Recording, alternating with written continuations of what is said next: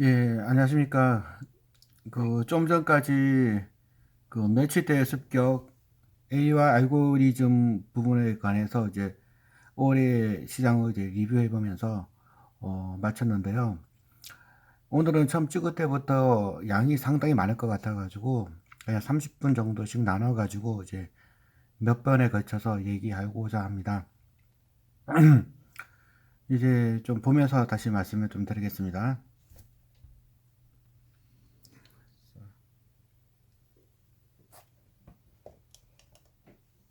아, 예.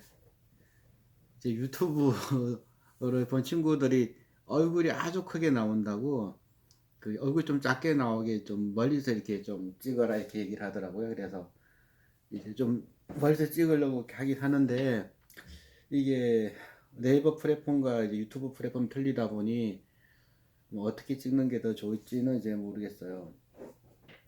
그 오전에는 제가 이제 어 올해 가치 투자에 대해서 한번 제가 쭉 말씀드렸고요.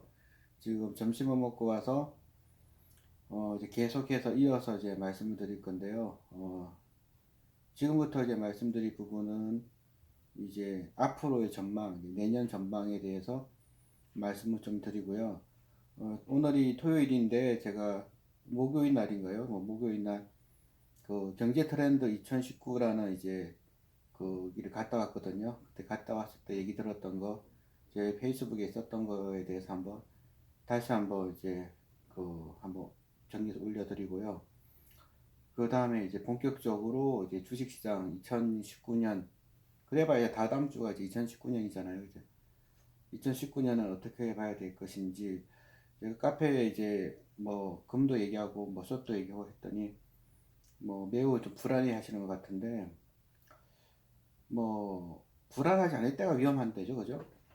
작년 같은 경우는 작년에 올해 전망하면서 이렇게 불안하게 생각했었던 분이 1도 없었잖아요. 그래서 폭락이 나왔던 건데 지금은 전부 다 겁먹고 있거든요. 전부 다 겁을 먹고 있을 때 급락이 나올까 싶습니다. 뭐 아파트 가격도 다 버블이라고 하잖아요. 예, 그러면 버블이 아닙니다. 진짜 버블은 이거는 아니다. 새로운 세상이 왔다. 이번엔 다르다. 이게 공감대가 되면 그때는 버블이 나오는 거고 전부 다 버블이다. 전부 다 위험하다 할 때는 이제 진짜 위험한 경우는 이제 거의 없었습니다. 그래서 내년 같은 경우에도 정말 이제 버블일까 싶습니다. 저는 버블이 아닐 것 같아요. 그리고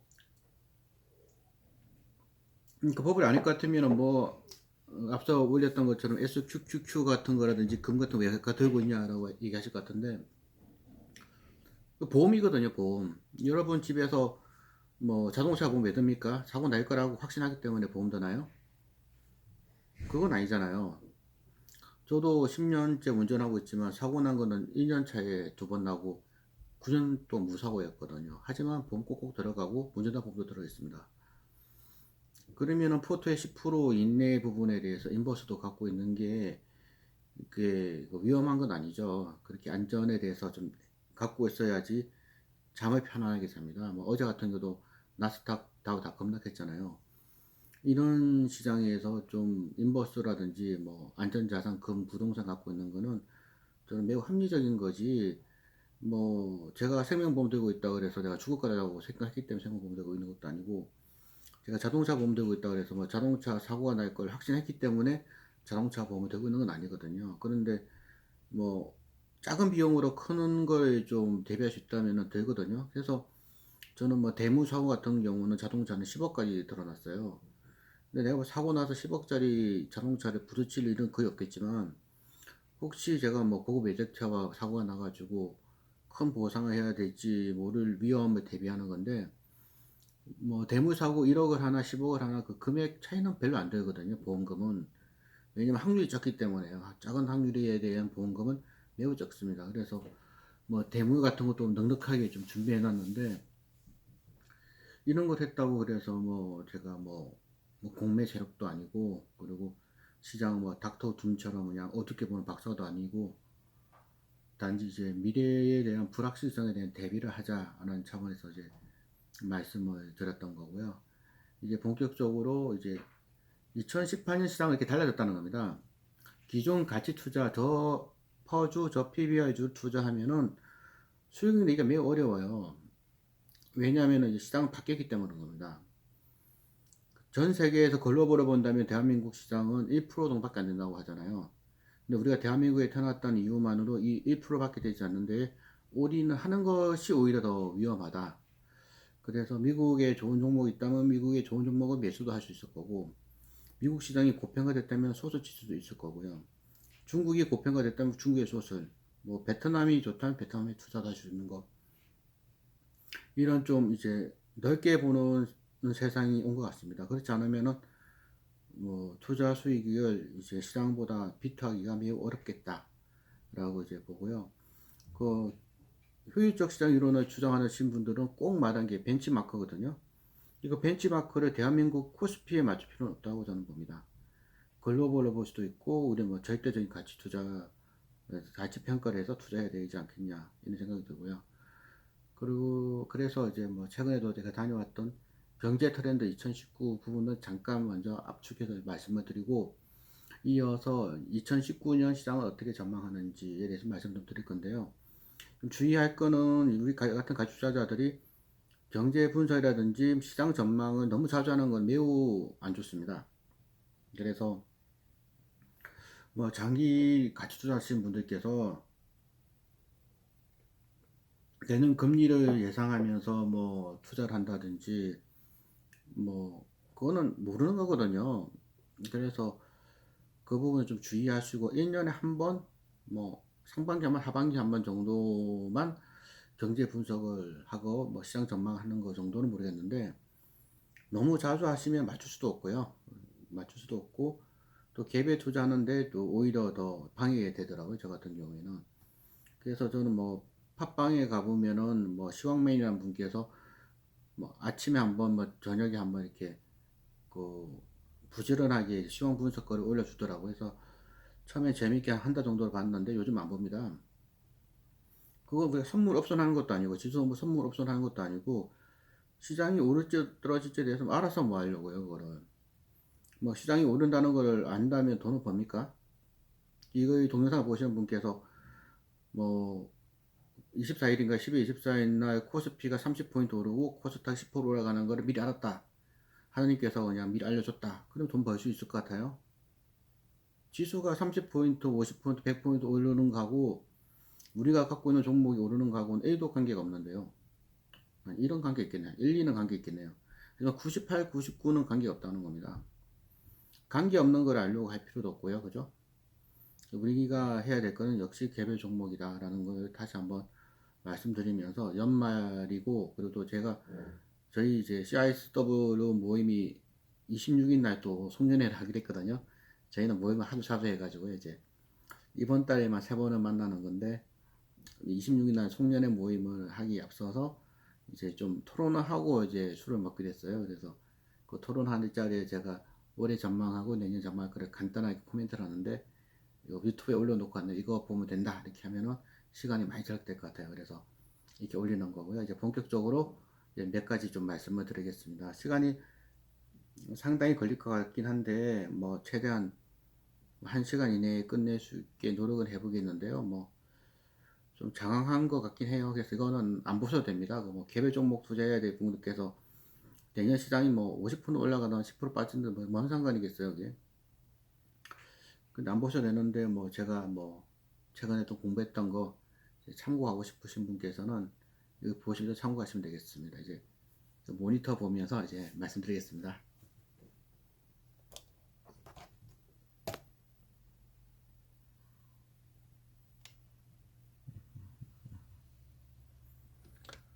아이고.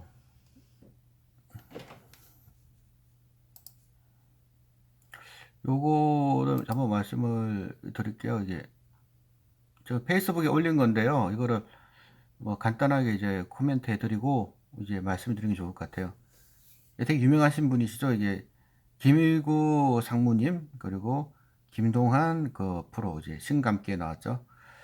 이분들이 하셨던 거 듣고 왔는데 이분들이 이제 페이스북이 안 좋은 게 그게 글을 쓰기가 힘들더라고요. 그래. 그래서 제가 여기 썼던 부분에 대해서 이제 말씀을 드리면서, 왜 깜빡깜빡 하나 모르겠네요. 보면서 좀 말씀을 드리겠습니다. 제가 갔다 온 데는 여기에요. 경제 트렌드 2019 강의 후기. 김한진 박사님, 김일구 상무님, 김동환 프로 이 세 분께서 이제 좋은 말씀을 해주셨는데요. 이런 거의 특징은 들을 때 매우 좋다. 그런데 남는 게 없다. 그래서 뭐 어쩌자는 거냐, 그죠? 그래서 그냥 딱 찍어서 얘기하면 좋아요. 그런데 이런 분들께서는 아주 그냥 무협지처럼 멋있는 얘기는 많이 해주시는데 실전 투자하는 데는 그다지 도움은 되지 않더라는 게 저의 편견입니다. 김동환 그 프로님께서 얘기해 주시는 프로도 많이 보고 있는데요. 그거 봐서 뭐 어쩌자고요, 뭐. 그거. 그래서 뭐 사자고요. 그게 없잖아요, 그게. 근데 이 김한재 박사님께서 매우 겸손하신 분이어갖고 이런 얘기 하시더라고요. 30년 리서치를 하면서 자기가 진짜 딱 맞춘 건 두 번밖에 없었다. IMF 때 한 번 맞췄다. 뭐 이렇게 얘기를 하셨는데 그만큼 그 경제 분석은 어렵습니다. 김한진 박사님께서 그 바보라고 저보다 100만 배는 더 뛰어나신 분 같아요. 이런 분이 30년 리서치를 해도 맞추기 어려운 게 경제 분석 내년 시장 전망입니다. 맞출 수 없는 걸 왜 구태여 맞춰보려고 하나 이겁니다. 워렌 버핏이 이 경제 분석해갖고 주식투자 성공했나요? 필립 피셔가 뭐 금리 예측해갖고 돈 벌었나요? 그래서 이제 이런 분들이 무익하다는 건 아닌데 이제 저희와는 다른 저와 저의 친구들이 투자하는 방식과는 다른 방식이긴 한데 뭐 다른 종교라고 할 수도 있죠. 그런 이런 분들이 얘기하는 거를 가지고 뭐 잘못됐다는 건 아니고 우리와는 다르다 이런 말씀을 좀 드리고요.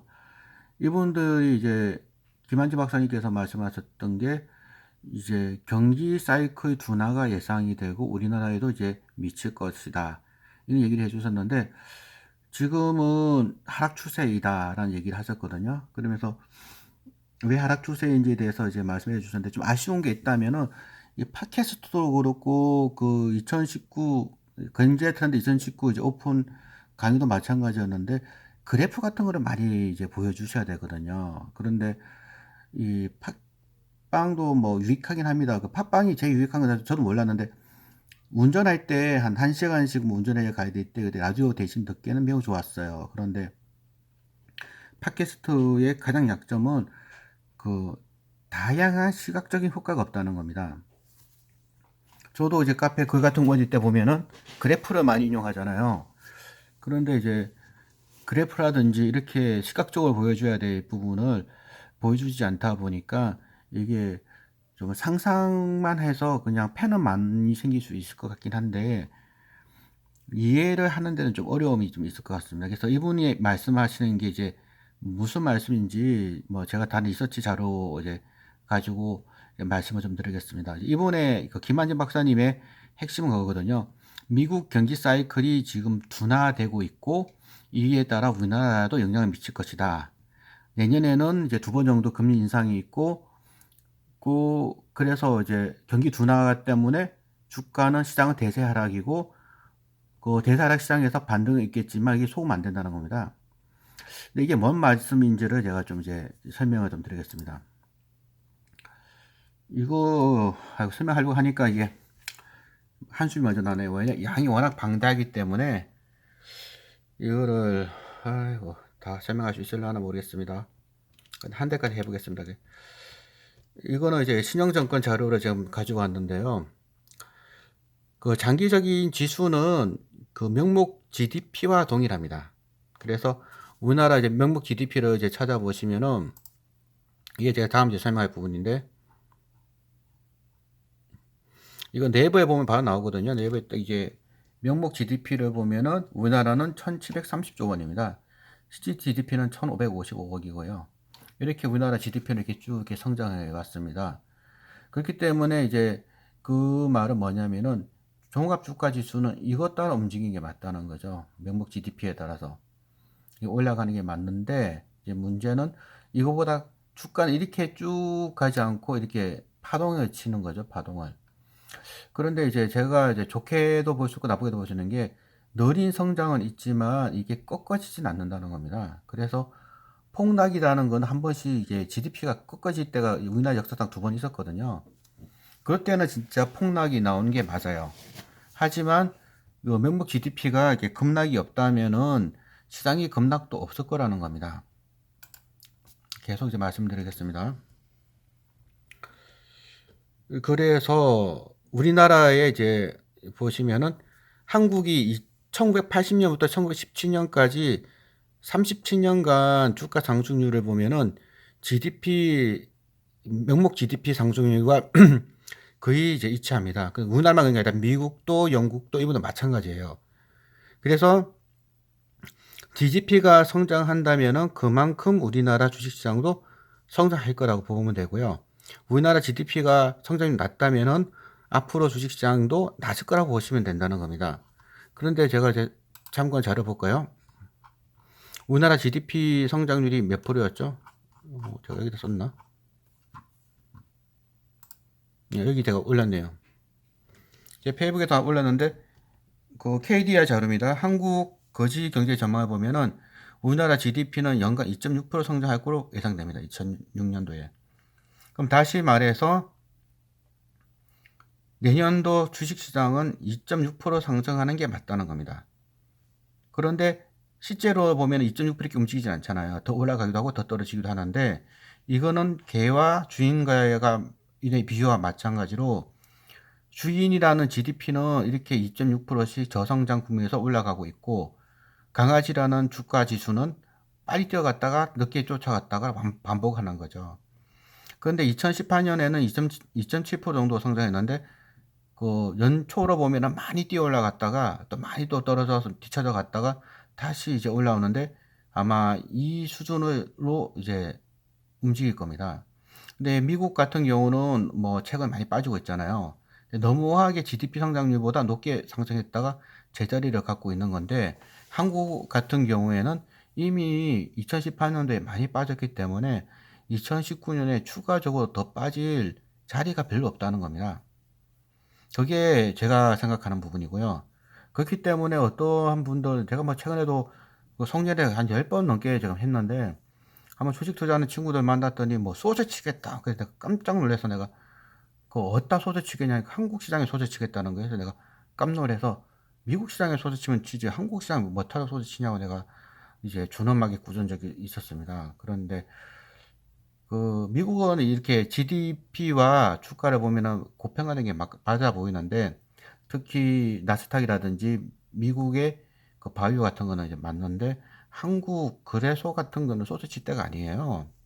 그렇게 고평가 받고 있는 부분이 없기 때문에 그래서 이제 그런 부분은 조심해야 된다는 겁니다. 그 뉴스 보실 때도 조심하셔야 될 부분이 우리나라 언론사들은 주가가 올라가면 더 올라간다고 뉴스를 쓰고요. 주가가 빠지면 더 빠진다고 기사 쓰시는 분들입니다. 그래서 경제신문이라든지 뉴스 보고 투자하면은 제 생각에는 앞서 내가 올린 것처럼 저는 12년 동안 손실난 해가 두 번밖에 없었잖아요. 저희 모임도 마찬가지고요. 그런데 그래서는 4번이 하락을 했었고 연간으로 보면 코스닥은 반은 오르고 반은 떨어졌습니다. 그런데 뉴스 보고 투자하시면 아마 10번 투자하시면은 한 7, 80%는 손해 보시고 이익 보는 거는 한 20%, 30%밖에 안 될 거예요. 늘 뒷북이거든요. 그래서 가급적 언론사, 메이저 언론사에 좀 그 책임감 없는 얘기들, 올라가면 더 올라갑니다. 떨어지면 더 떨어집니다. 이런 식의 생각을 갖고 투자하시면 안 된다는 겁니다. 근데 뭐 마침 경제 트렌드 2019에 가니까 이번에 김동완 소장님인가요? 그 소장님하고 그 김한진 박사님, 김일구 상무님들이 이번에 또 뭐 좋은 뭐 교육 프로그램도 하실 모양인데 그런 건 좋은 것 같아요. 그렇게 좋은 것 같긴 한데 누누이 말씀을 드리지만 경제 분석을 너무 많이 하시면 아무것도 못해요. 이게 무슨 말이냐면은 삼성전자 사는 친구한테 삼성전자 사러 가면 안 사요. 우리 회사 좋은 회사 아니라고. 지금 이 동영상을 보시는 그 직원들 중에서 본인이 다니는 직장이 그렇게 그 이상적인 직장이 단 한 명이나 있을지 모르겠어요. 저도 제가 다니는 직장이 불만스러운데 뭐 누가 다 마찬가지더라고요. 자기 회사는 안 좋아 보여요. 그리고 자기 나라 경제는 또 안 좋아 보이고요. 그래서 이제 경제 분석은 좀 편견이 쌓일 수도 있고 또 무엇보다 맞출 수 없다는 겁니다. 그래서 이제 그런 부분이 있다는 거 좀 말씀을 드리고요. 계속 해서 그래서 결론적으로 김한진 박사님께서 말씀하시는 것 중에서 그 추세는 하락이고 짧은 파동을 타지 말라 이런 말씀을 이제 많이 공감을 합니다. 그래서 제가 생각하는 거는 미국 나스닥은 많이 하락할 것 같아요. 다우도 많이 하락할 것 같고요. 그런데 한국 시장도 많이 하락할 건가에 대해서는 퀘스천 마크입니다. 미국 다우와 나스닥이 지금보다 한 3, 40분 더 빠질 수 있다고 봅니다. 저는. 더 빠진다면은 그 근거는 제가 좀 이따 말씀을 드리겠어요. 빠진다면 한국 시장도 동일한 수준으로 빠질 것인가라고 본다면은 그 정도는 아닐 것 같다. 하지만 추가적으로 10에서 15%, 많게 20%까지 빠질 수는 있겠지만 그거 빠지면 그게 끝이라는 거죠. 왜냐하면은 GDP 성장률, 명목 GDP 성장률만큼 종합주가 지수가 지난 40년, 50년, 뭐 100년의 역사가 보여져 왔기 때문에 더 빠진다고 하더라도 그 한계는 분명히 있을 수밖에 없다는 것입니다. 그래서 제가 말씀을 드리는 거는 너무 겁먹을 건 없다. 하지만 자동차 보험도 있듯이 그리고 우리 생명보험도 있듯이 생명보험 들었거든 종신보험 들었습니다. 제가 종신보험을 듣는 게 뭐 내가 내일 죽을 거라고 생각하고 내가 보험 드나요? 그건 아니잖아요. 그래서 이제 인버스라든지 금, 은, 이런 실무자산, 그것도 부동산을 통해서 있을 수 없는 거에 대한 거의 대비는 하자. 하지만 우리는 기본은 충실해야 된다. 기본은 뭐냐? 숫자다. 숫자에 근거한 투자자들 아닙니까? 우리는. 그럼 그 숫자는 무엇이냐면은 지수 같은 거는 GDP 성장률이라는 겁니다. 그래서 그 부분을 이제 좀 보시고요.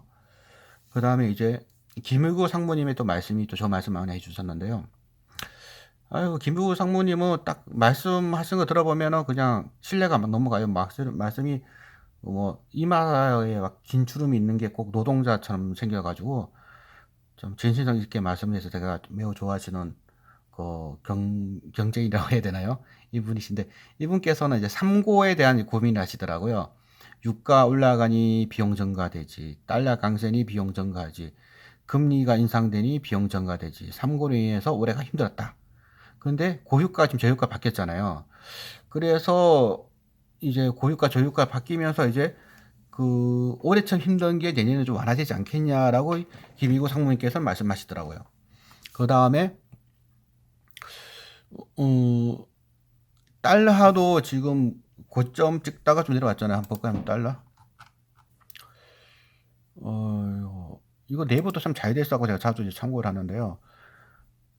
달러 환율도 이제 좀 많이 이제 이때 한번 올랐잖아요. 이렇게 한번 이거 올라서 어머나 이거 환율 약세로 가면 큰일인데 싶어 이게 요렇게 가면 어떡하나 하면서 걱정을 했는데 이게 오르다가 지금 주춤했어요. 그래서 아이고 요 정도면은 일단 우리나라 시장이 폭락한다면은 요게 이렇게 가야 돼요. 이렇게 가면 우리나라 시장 폭락하는 건데 이게 안정적이잖아요. 그러면은 폭락은 없다라고 보는 게 맞습니다. 그런데 지금 폭락은 없을 것 같아요. 그 제가 그때 금 한번 얘기했던 것 같아요. 금도 한번 볼까요? 한번. 국제금도 제가 말씀드릴 때가 아마 카페 올릴 때가 이때쯤 얘기했을 거예요. 근데 좀 올랐잖아요, 여기요. 근데 길게 보면은 그게 5년 최고가보다도 이제 많이 떨어진 상태인데 글쎄요, 뭐 금으로 저는 돈을 벌겠다는 게 아니라 보험을 들어놓겠다는 거죠. 우리 그 보험금 많이 타신 분이 행복한 사람인가요? 내 주위에 친구 중에 한 분은 자기는 보험만 먹으면 다 먹는다고 자랑하더라고요. 화재 보험 넣었더니 불이 나고, 뭐 암 보험 넣었더니 암이 걸리고, 자동차 보험 넣었더니 대형 사고 나고, 나는 보험 이렇게 잘 탄다 그러는데, 그 좋은 얘기 아니죠? 예. 예, 제가 뭐 포트에 조금 갖고 있긴 한데, 이런 갖고 있다고 뭐 좋은 건 아니고요. 여하튼 이제 그 앞서 본 것처럼 이제 유가 부분이 좀 빠지고 있고, 유가 많이 빠졌죠. 이거 보시면. 유가가 이렇게 빠지고 있는데, 글쎄, 우리나라 정부 하신 분들께서 이때인가요? 이제 이게 요렇게 갈 거라면서 그 유류세 인하했잖아요. 그리고 반토막이 났죠, 그게. 한 3월 2토막 많이 빠졌죠. 뭐. 반토막까지 아니지만. 이렇게 정부도 예측을 못 한다는 겁니다. 그래서 이게 유가가 빠지면 인플레이션 압력이 줄어드니까 금리 상승할 이유는 없어져 버리는 게 되는 거니까 이 부분도 한번 이제 좀 살펴볼 필요가 있다. 예, 이렇게 얘기하시더라고요. 김혜구 상무님께서는. 그 다음에 이제 김동완, 말씀을 너무너무 잘하셔가지고요. 이분 거는 제가 이제 많이 들어요. 그냥. 그래서 이분도 이제 스타가 되기 쉬운 방법이라 그래가지고 늘 오른다거나 늘 때린다 그러면은 뭐 한 10년 투자하면 한두 번 맞출 수 있으니 그때 영웅 된다 이렇게 얘기하시는데 이분은 매우 유연하게 이제 해야 된다는 거예요. 그런 관점에서 김한진 박사님이나 김홍구 상무님께서 잘하고 있다 그러는데 저도 100% 동의하고요. 뭐 저도 뭐 유튜브 올린 거 보면 제가 뭐 코스닥 인버스 산 것도 제가 한번 올린 적이 있고 뭐 제 카페에는 금 샀다고 올리기도 하면서도 거다가 또 개별 종목 계속 올리고 있잖아요. 투자자는 유연해야 되는 거거든요. 뭐 내가 털렸다 싶으면은 뭐 오늘 이렇게 얘기해 놓고 뭐 다음 내일이라도 뭐 오늘 떠지나 했다가 내일 바로 살 수도 있는 유연함이 필요합니다. 그런데 뭐 그 전혀 뭐 맞지 않는 그냥 이상한 그 쫀심으로 뭐 강력 호이딩 이러시면 큰일 납니다. 그래서 김남학님께서는 이거 프로인가 이분께서는 좋은 말씀 많이 해주셨는데 이분도 하는 말이 이분은 이제 내부 외환이 아니라 외환이라 그래가지고 외부적인 리스크, 미국발 리스크는 줄어들겠지만 내부적으로 문제가 커질 거다 이런 걸 좀 걱정하시더라고요. 이제 그 부분이 저도 걱정인데요. 이 얘기하면 또 내보고 그냥 극우주의자 할지 모르겠는데 주 52시간 근무제가 진짜 심각하거든요. 그게. 그리고 최저임금 인상도 이게 무슨 미친 짓인지 지금 저도 걱정이 대산입니다. 근데 이렇게 걱정하게 된 게 여러분들 다 주식 투자하고 있잖아요. 그래서 저도 주식 투자하고 있고 그러면은 주가가 문제가 아니라 이제 우리가 투자하는 종목에 걱정이 많잖아요. 그래서 회사에 전화도 해보고 찾아도 가보고 이제 만나도 보고 하면은 다 이거 걱정이거든요. 지금 기업들이. 그래서 저도 걱정이 나는 겁니다. 특히 주 52시간 같은 경우는 정말 이거 좀 황당스러운 이제 정책을 펼치고 있는데 내년에는 좀 어떻게 좀 시장 친화적인 걸 할지는 모르겠어요. 여하튼 이런 얘기를 좀 했었고요. 그 다음에 이제 미중 갈등에 대해서 이제 김한지 박사님하고 김희구 상무님 그리고 거기 김동완 프로님께서 얘기해 주셨는데요. 이 미중 갈등 부분을 어떻게 보는지에 대해서 김한지 박사님께서는 그 관세 인하 부분에 대해서 말씀을 좀 하시더라고요. 원래 관세가 25%였는데 과거 30년 동안 관세는 계속 인하를 했다는 거거든요. 그런데 다시 트럼프가 와서 원시시키는다는 겁니다.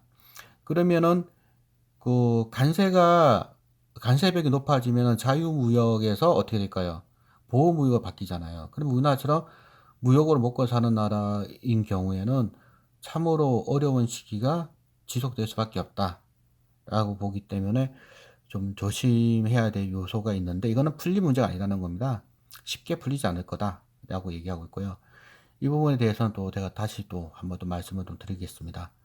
그리고 중국을 이해하기 위해서는 제가 지난번 유튜브에도 한번 올렸는데 중국의 철학이 무엇인지 마오니즘이 무엇인지를 좀 봐야 돼서 제가 그 부분에서 한번 제가 설명을 드린 적이 있는데 국제 공산주의는 딱 두 가지밖에 없어요.